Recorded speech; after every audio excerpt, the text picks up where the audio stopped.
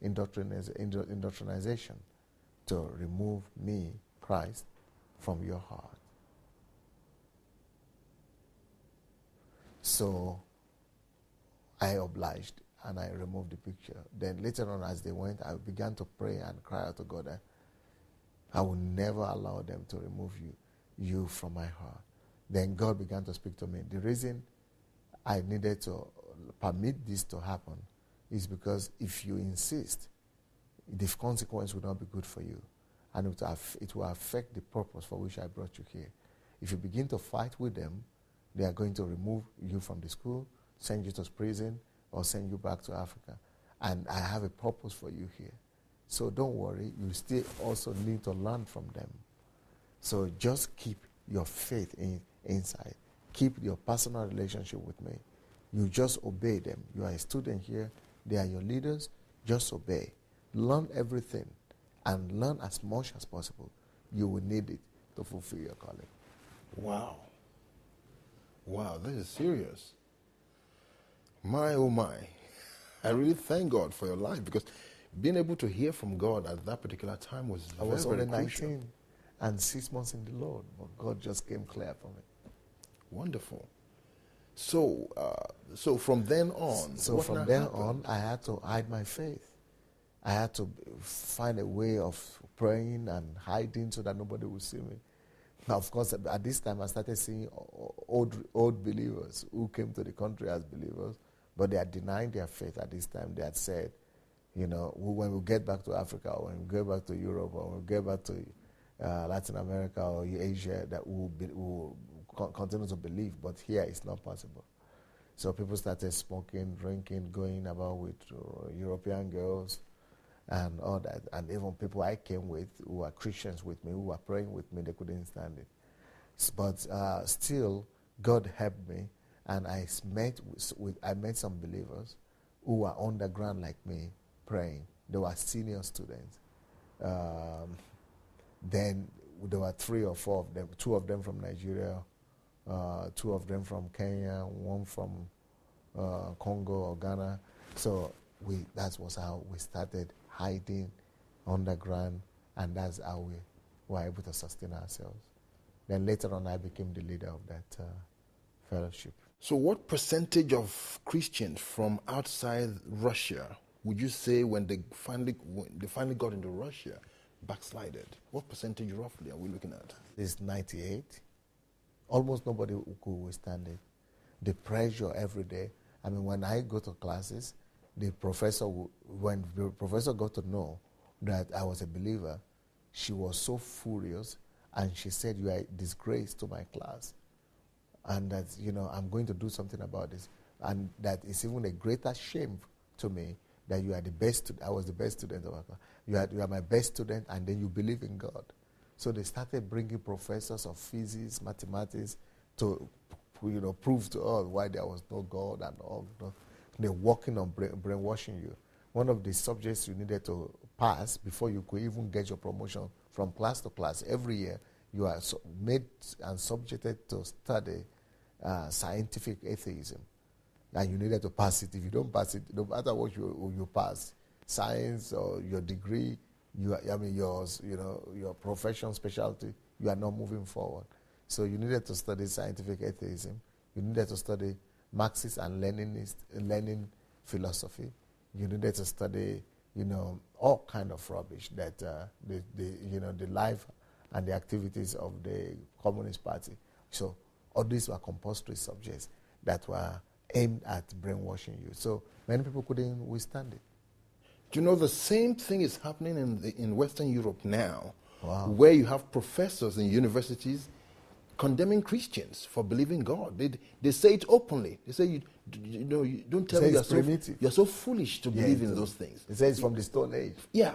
And the pressure is mounting on our people, on our children in the schools. And, like in your case, you had to learn about Lenin and all those bits.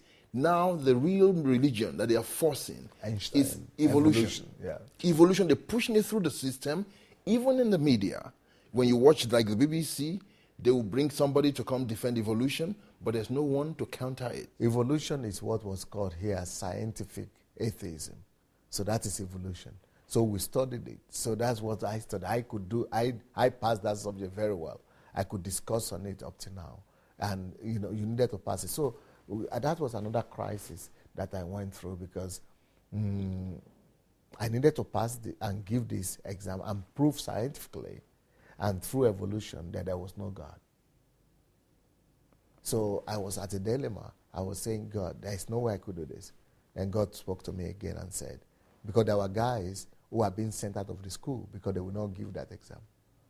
They were believers, and they were even not strong believers, just nominal. So they were sending them back to their countries because they would not give that exam. So I said, what should I do, Lord?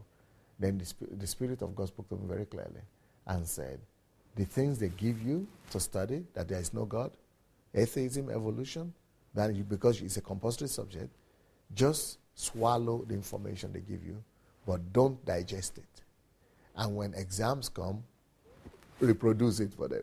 Just give it back to them. It doesn't go to your system. Tell them what they want to hear. That was the wisdom God used, and that was how we scaled to. It's like a computer. Yes. Junk in, junk out. Yes. Don't digest it. Wonderful. So this little group you had, what now happened after that? Did you carry on for so many years? Where was the turning point where the door started opening for your ministry to start?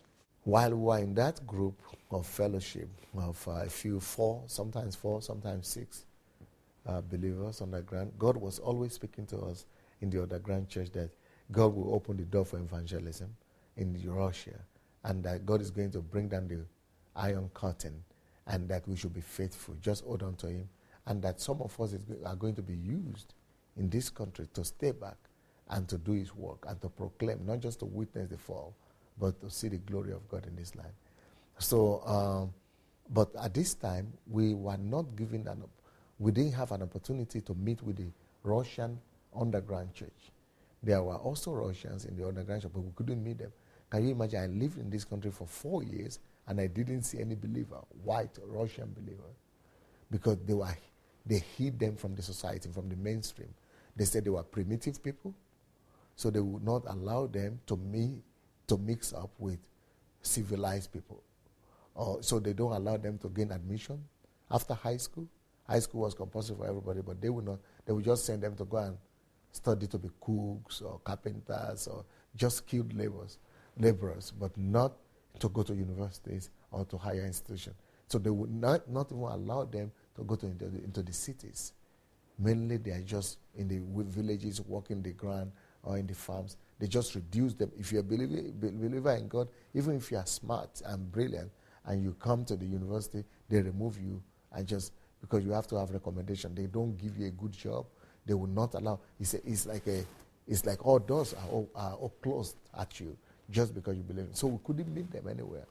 So one day, one of our brothers just incidentally stopped a car. We were looking for a taxi, but this man stopped because he was a believer, because he loved the Christians. He loved the blacks because he had seen the crusade of Bunkie, that there are a lot of blacks coming to the Lord. So he wanted to try. This is another black. Maybe he could be a believer. So he was always picking up foreigners like that to try to see maybe he could fall into a believer. So this day, he happened to pick up one of our guys. And that was how they spoke. And that was, yeah, I'm a believer. And they spoke, do you speak in tongues? That was the question that connected that. Yeah! We couldn't believe it. It was like we were seeing angels. To see Christians, Russian believers. So they would come to the dormitories and the hostels and, whisk us out in the night, or, we'll go secretly to some corners of the city where we'll hide together, pray, and our life took a new dimension when we began to meet with the Russians, because we didn't have access to Russian Bibles. We couldn't preach in their language. We were only studying. We didn't know religious words. So now that we began to meet with the Russians, we started speaking their language, preaching their language, reading Russian Bibles, and things just took a new dimension. Well, that was Pastor Sunday Adelaja, the senior pastor of the Embassy of God in Kiev in Ukraine, talking about his life, talking about the encounters he had with God and how he established a relationship with God, a relationship that you and I really want to establish as well, so that God can use us in our generation to affect lives. So you can actually order these materials from, the website of the Embassy of God, so you can go through them and use them to prepare yourself for your own encounter. God bless you as you continue to love God. 300 Christians needed to change the spiritual temperature of this nation forever. Are you one of them? The Bible says creation is waiting for the manifestation of the sons of God. For this end time, you don't have to be a pastor or someone in a leadership position in a church to be part of this great move of God. All you need is a genuine hunger for the kingdom of God to be established on earth. Pastor Sunday Adelaja, the pastor of the largest church in Europe, the Embassy of God, is initiating a move of God in this nation called the History Makers Bible School. The History Makers Bible School takes place only on one Saturday every month to equip you for the next level. It will also be a good opportunity to network with like-minded Christians. You will receive tried and tested keys to church growth and pastoring without tears at the Emmanuel Center, 9 to 23 Marsham Street, Victoria, London, Southwest 1P 3DW. Registration is £40 per session. To register, call 0798 114 6157 or email admin@hmbsuk.org or visit the website at www.hmbsuk.org.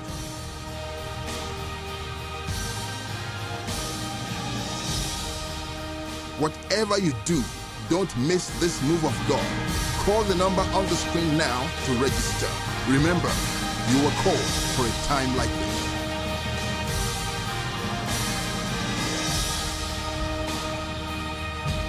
Hello, everybody.